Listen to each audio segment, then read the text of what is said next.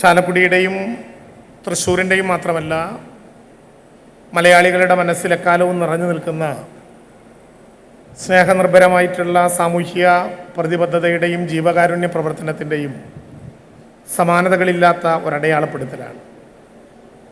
മത്തായിയുടെ സുവിശേഷം വായിച്ചുകൊണ്ട് ഇവിടെ ബഹുമാനപ്പെട്ട മുഖ്യമന്ത്രി സൂചിപ്പിച്ചതുപോലെ മുരിങ്ങൂര് ധ്യാനകേന്ദ്രത്തിൻ്റെ മുമ്പിൽ എത്തിച്ചേരുന്നതോ ധ്യാനകേന്ദ്രം ക്ഷണിച്ചു കൊണ്ടുവരുന്നതോ ആയ നിർധനരും നിരാലംബരും അധസ്ഥിതരും ആദിവാസികളും ഒക്കെയായ സാധാരണക്കാരായ മനുഷ്യർക്ക് സമൂഹത്തിൻ്റെ ഓരങ്ങളിലേക്ക് മാറ്റി നിർത്തപ്പെടുന്ന ഏറ്റവും ദയനീയമായിട്ടുള്ള പ്രയാസങ്ങൾ ഉണ്ടാകുമ്പോൾ ഏതെങ്കിലും വിധത്തിലുള്ള മുൻഗണനകളോ ജാതി മത രാഷ്ട്രീയ വർണ്ണവർഗ ലിംഗവ്യത്യാസങ്ങളോ ഇല്ലാതെ തുറന്ന മനസ്സോടെ സ്വാഗതം ചെയ്ത് അഭിമാനകരമായിട്ടുള്ള പാരമ്പര്യമുള്ള ഈ മുരിങ്ങൂർ ധ്യാനകേന്ദ്രം നേരത്തെ ആന്റണി ചേട്ടൻ്റെ ഭാഷ കടമെടുത്തു പറഞ്ഞാൽ മഴവില്ല് പോലെ നിറഞ്ഞു നിൽക്കുന്ന ഏറ്റവും സന്തോഷകരമായിട്ടുള്ള ഒരു കുടക്കീഴിൽ നിന്നുകൊണ്ട് വീണ്ടും അഭിമാനത്തോടെ പ്രഖ്യാപിക്കുകയാണ്, ഞങ്ങൾ തളരാത്ത വിധം സാമൂഹിക പ്രതിബദ്ധതയുടെ അടയാളപ്പെടുത്തലുകളുമായി ഏറ്റവും കരുത്തോടെ മുന്നോട്ട് പോകുന്നു. ദുരന്തങ്ങളും ദുരിതങ്ങളും ഒരുപാട് നടക്കുന്നൊരു നാടായി നമ്മുടെ നാട് മാറിയിരിക്കുകയാണ്. 2018 പ്രളയത്തിന് ശേഷം പിന്നിട്ട 6 വർഷക്കാലം എത്രയേറെ ശ്രദ്ധയോടെ നാം പരിശ്രമിച്ചിട്ടും നമ്മുടെ തലയ്ക്ക് മീതെ ദുരന്തത്തിൻ്റെ തീമഴ പെയ്തിറങ്ങി എത്രയോ അനുഭവങ്ങളും എത്രയോ അപകടകരമായിട്ടുള്ള അനുഭവങ്ങളും സംഭവങ്ങളും നമ്മുടെ മുമ്പിലൂടെ കടന്നുപോയി.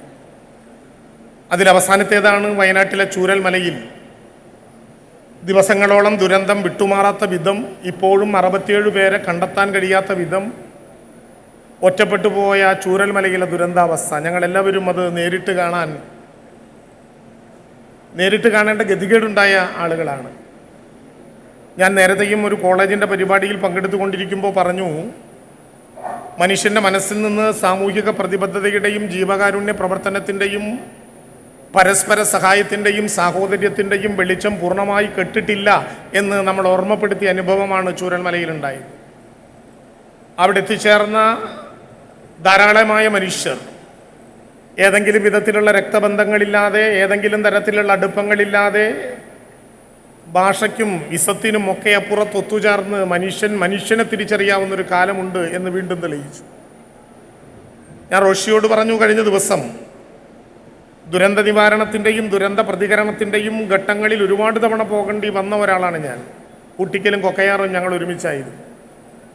പക്ഷേ ജീവിതത്തിൽ ഈ ചെറിയ പ്രായത്തിനിടയിൽ ഒരിക്കലും മാറാൻ കഴിയാത്ത വിധത്തിൽ കരളു പിളർക്കുന്ന ദുരന്തമുണ്ടായ സ്ഥലങ്ങളിലൊന്നാണ് പുഞ്ചിരിമുറ്റവും മുണ്ടക്കയും അട്ടാമലയും എന്ന 3 ഗ്രാമങ്ങൾ ഇനി ലോകത്തിന് തിരിച്ചു കൊടുക്കാൻ പറ്റാത്ത വിധം ഉത്തപ്പെട്ടു പോയ ചൂരൽമലയിലെ ദുരന്തം. ഡിവൈൻ ധ്യാനകേന്ദ്രത്തിൻ്റെ മഹത്തായി കുടക്കീഴിൽ വന്ന് നിൽക്കുമ്പോൾ ഞാൻ ഓർക്കുന്നത് ഒരേ ഒരു നിമിഷമാണ്. ഞാനത് പറഞ്ഞുകൊണ്ട് അവസാനിപ്പിക്കാം.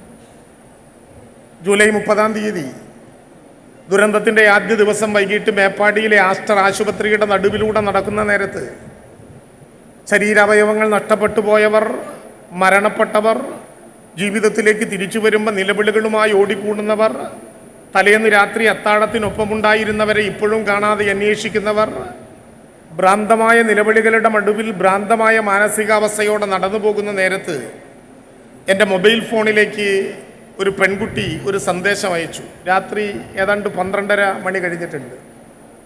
ദിവ്യൻ ധ്യാനകേന്ദ്രത്തിൻ്റെ വല്ലൂരച്ഛൻ്റെ സുവർണ ജൂബിലി ആഘോഷത്തിൻ്റെ ഈ സമൃദ്ധിയിൽ നിൽക്കുമ്പോഴും ഇതുവരെ കണ്ടിട്ടില്ലാത്ത ഒരു പെൺകുട്ടി, പ്രായം കൊണ്ട് എന്നെക്കാൾ താഴെയാണെന്ന് ഞാൻ കരുതുന്ന, പക്ഷേ ഒരു കുഞ്ഞിന് ജന്മം കൊടുത്തതുകൊണ്ട് മലയാളത്തിൻ്റെ ഏറ്റവും വിശുദ്ധമായ പദങ്ങളിലൊന്നായ അമ്മ എന്ന അലങ്കാരത്തിന് അവസരം ലഭ്യമായ ഒരു കൊച്ചു പെൺകുട്ടി പാതിരയേറെ കഴിഞ്ഞ ജൂലൈ 30 രാത്രി എഴുതിയ കുറിപ്പ് സാർ പത്രങ്ങളിലൂടെ ചാനലുകളിലൂടെ കാണുന്ന വാർത്തകൾ കരളു പിടയുന്നതാണ്.